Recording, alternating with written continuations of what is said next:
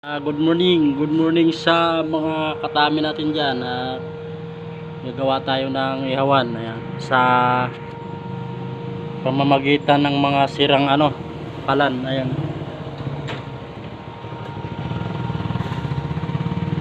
Ayan, mga sirang to, kalan. Ayan. So, subukan natin kung paano weldingin ang pinakamanipis na stainless. Ayan. At ito yung ating kalan na mga sira na. Gawin natin ng ihawan at gawin natin pakipakinabang. Ayan. So let's go. At titirahin na natin.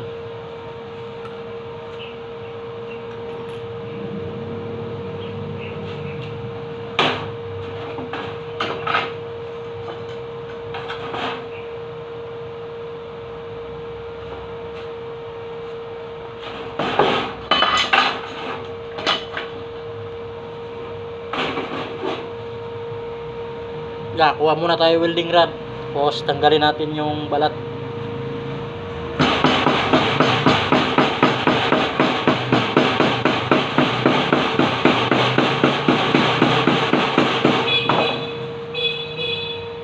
Yan, tanggalan natin yung balat at ilagay na natin dito yan.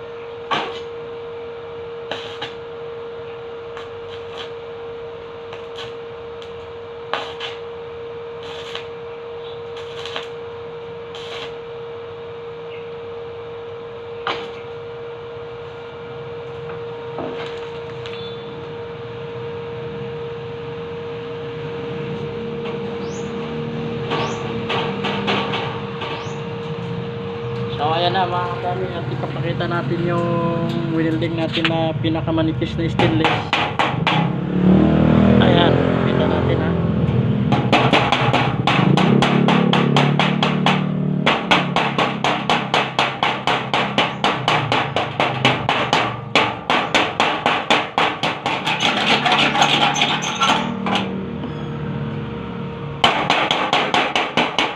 Ayan mga katami, at papakita natin mamaya maya kung paano natin weldingin yung manipis na ito kahit na hindi tig ang ating gamit.